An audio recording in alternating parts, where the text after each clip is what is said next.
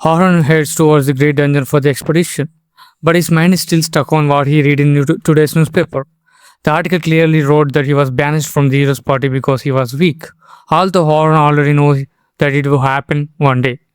Still, he couldn't understand why it happened now. He starts thinking how many people will trust him after reading this article, especially after the Selma said about him.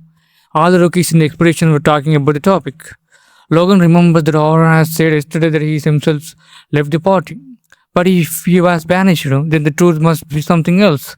Finally, Horan reaches there, and the way kids treat him makes him understand that today's atmosphere is completely different from yesterday. Yesterday, Selma has prized him a lot, so he can understand their confusion. The Selma comes running to him and apologizes. She says she has no idea about the two newspaper articles. Horan smiles and says there is no need for the apologies. He reminds Selma that if we can't control ourselves, the teaching expeditions will fail. Selma empathically says that she overrushed him yesterday in spare the new recruits, but she should have been more careful. Horan assures her that is completely fine. He clarifies that actually he should apologize because he didn't clarify things and that's their problem arose. He tells Selma that during the dungeon journey he will back everyone up, so she should keep proceeding as usual. The Berner says that it's still true that Horan reached in 494 and that he himself is incredible. Katie and Atom also agree. They say they have no worries. Selma also admits that they were completely fine yesterday too. Horan decides that today also he will show them the same performance. He goes towards his assigned group and greets everyone. Sophia immediately says that today's newspaper article is full of lies. Caroline also agrees and says it doesn't matter to her. But Logan directly asks if what is written in the article is true. Horan admits that most of the article is true. Hearing this, Logan is completely shocked. Except, Horan further says that if you are asking if he was weak, then the answer is yes. And he apologizes for not telling this earlier. Logan starts thinking what is actually going on here. But Sophia stubbornly says that Horan was strong. But she saw with her own eyes that Horan defeated giants of orcs in one moment, so can't be weak. Horan thanks her for their support and trust. He tells them that he was enough strength to safely take them to floor 51. He says he is not a hero now, but as an explorer, Horan feels that he will protect them from all difficulties. He wants them to give their full effort in the dungeon too, just like yesterday. Sophie and Caroline immediately agrees, but Logan is still confused and feels a bit foolish that he got so excited. As soon as the expedition starts, they head towards floor 21 of the southern gate dungeon. Today's target is to reach floor 35. Horan walks behind him. He knows that the escort will not give any instructions until the middle floors, that is floor 31. Until then, the new recruits will lead. Sophie and Caroline move forward, defeating monsters and reach floor 29. Sometimes later, they reach floor 31. From now on, Horan will give orders, so he becomes fully alert. He stops the group and tells him that he is sensing monsters ahead. He asks everybody to be ready. The girl follows his orders. But Logan still remains silent. Then many goblins start moving towards them. Horan orders Caroline to draw their goblins' attention towards herself. Caroline as well as run towards them with their daggers. After that, Horan tells Sophia to handle the orcs present at the back and orders Logan to boost them with support magic. Before the whole thing is over, Logan casts agility up, technical up and magic up. He thinks that Horan orders are anyone would give. Maybe he is nothing special. After paying attention to Caroline, Logan sees that Sophia is frozen with fear and can't move. He remembers that Sophia has previously told that orcs had attacked her. Due to trauma, she had become stiff. Logan sees that Horan is doing nothing and thinks now he himself will have to save Sophia because according to him, he is thinking of Horan as a weaker enhancer. But at the very moment, Horan casts agility down on the orc. The orc immediately becomes slow and weak. Horan reassures Sophia that she is not alone. Caroline, Logan and he himself are with her. Sophia composes herself and casts fire javelin with full power. Seeing this, everyone is shocked. Even Horan, because no one had told him that Sophia could use advanced magic. Sophia gets completely tired, but Caroline runs over and praises her. Horan also praises her, which makes Sophia happy and she recovers quickly. Logan watches all disbelief. He knows that Horan has cast the debuff on the orc. Now his banishment from the hero's party seems even more confusing. Finally, they reached floor 35, where a huge dead tarantula is waiting for them. Logan immediately thinks they won't be able to defeat it, but Oren remains calm. He orders Logan to cast agility up and durable upon Caroline and magic upon Sophia. Caroline runs towards the tarantula without stopping. Logan tries to stop her, but Oren tells him to stay and explains that attacking from this front would be disadvantageous. He tells Caroline to jump and slash the tarantula's back. Caroline follows his words and easily strikes the tarantula back. Oren tells her to keep the tarantula attention on herself and war that is venomous, so dodging attacks is necessary. Logan keeps casting super magic, due to which Caroline is able to dodge every attack and attract it towards herself. Now Oren tells Sophia to pin down the tarantula. Sophia immediately casts arrow at her. In one moment, all four legs of the tarantula are cut. The tarantula falls to the ground. Caroline shouts in joy, but Oren warns them the fight is not over yet. He tells Logan to cast strengthen up and technical up on Caroline. Without questioning Orphan words, Logan follows his instructions and uses his super magic on Caroline. Meanwhile, suddenly the tarantula attacks and shoots its spider webs straight towards Caroline. In a moment, Caroline is completely entangled. As Caroline is slowly pulled towards the tarantula's mouth, Logan completely panics. But on opposite, Orphan remains completely calm. He instructs Caroline to cut the webs with her dagger because she is now much stronger than before. Caroline tries with full strength to move her arms so she can cut the webs with the dagger. Meanwhile, a doubt comes to Logan's mind. He thinks whether Oren had given Caroline such orders earlier because he had anticipated that something like this would happen. Oren then immediately tells Sophia to prepare rock arrow and instructs Logan to give her one more magic buff because the previous one is about to end. Logan agrees without delay, but Caroline's condition worsens further. She starts panicking more and shouts that he can't cut the webs.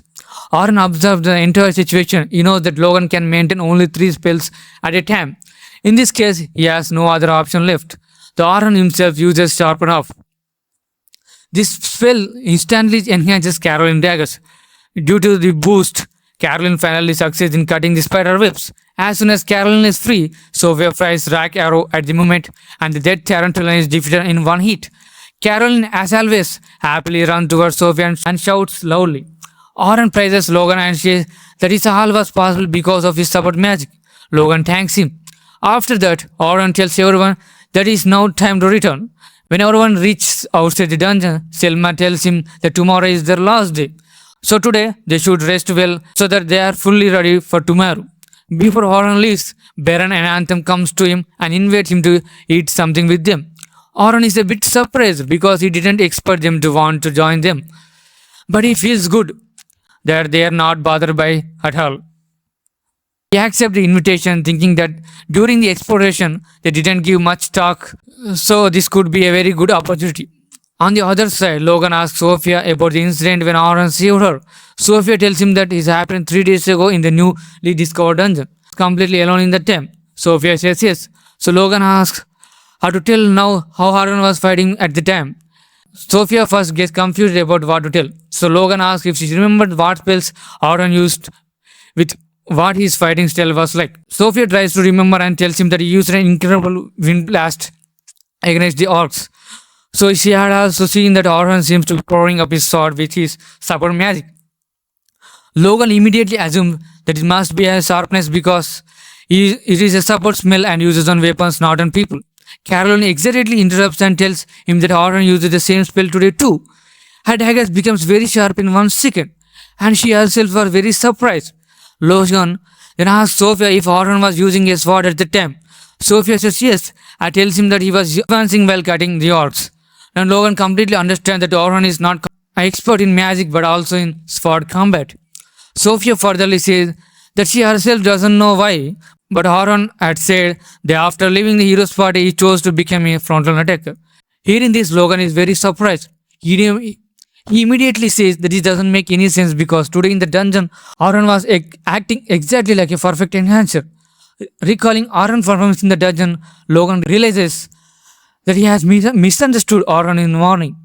When he found that Oren has been banished from the hero's party, he felt disappointed and angry, as if Oren has broken his expectations.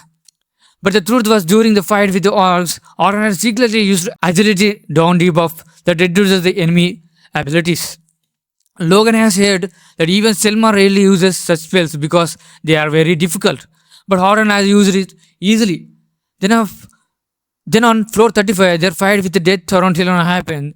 This was the first fight when Logan understand formations.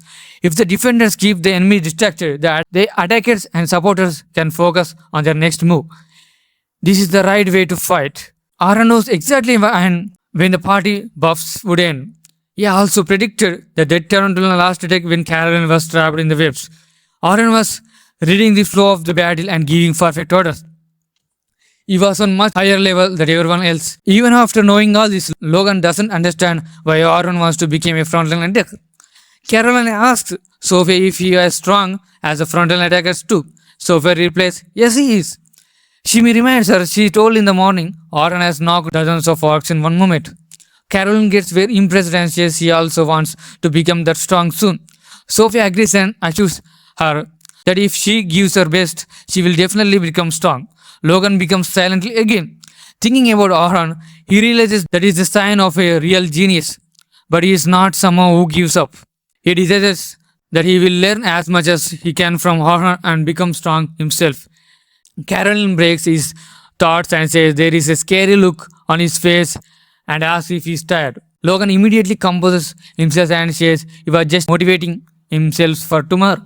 Caroline gets excited and starts pumping herself too. Now the scene shifts to a restaurant. Here Bernard and Anthem says that today they will pay so he can eat whatever he wants. Aaron thanks them.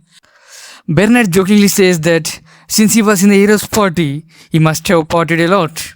Aaron tells him that it was not like that at all. He mostly did hard work and busy tasks, so he didn't have time to enjoy. Anthem says it really seems difficult. Bernard says the newspaper article made it even worse because there was no need to write like that. Anthem agrees and tells Aaron that he should forget all this. Aaron says that just hearing them say this makes him feel good and he thanks them. Anthem mentions that Aaron was an enhancer in the hero's party. But in the first meeting, he introduced himself as a frontline attacker. Bernard also gets curious and asks what the truth is. Aaron tells him that now he uses it as a sword because after leaving the hero's party, he converted. He also tells them that even in the hero's party, he was originally a swordsmanship and had wanted to become one since childhood. Anthem asks any of his parents had a connection with swordsmanship. Aaron tells that his grandfather was a former explorer. Once a monster came to their village, he defeated it with a single sword strike. Seeing that scene, Aaron wanted to become a swordsman. Anthem asks, then how did he become an enhancer? Aaron explained that as the hero's party went to the lower floors, the monster becomes very strong and the speed slows down. But the party didn't understand this and wanted to move forward quickly. At the time, enhancers were become popular. And because Aaron was a jack of all trades, skilled in everything, he was given that role. Anthem says that must have been a right decision for the party because they reached on floor 94. But Aaron disagrees. He says that was not the right way. They should have slowed down their speed and made themselves stronger. Baron and Anthem got confused. Then Aaron realizes he spoke too much. He immediately apologizes and changes the topic. He knows that the hero's party won't be able to go beyond floor 94. But he doesn't tell them like this. Bernard asks what his ideal sportsman would be like. Aaron thinks and replies that he would be an amazing jack of all trades who can clear the lower floors alone. This is his goal and that's why he converted. Bernard and Anthem smiles and says they are fully confident and he will definitely achieve this. Now the scene shifts. After reaching home, Caroline and Sophia go to take a shower. Caroline says that the teaching expedition will end tomorrow and it will probably goodbye to Aaron. Sophia knows this but she can't accept that after tomorrow she won't be able to see Aaron. She wants Aaron to stay with the night scare rabbits. Caroline suggests that she would ask him because if she asks maybe he will agree. Sophia says that Aaron is not like her sister and asking him like that would be a selfish. Still, it hurts her to think that maybe she won't see him again. So she decides that the next day they meet, she will ask him.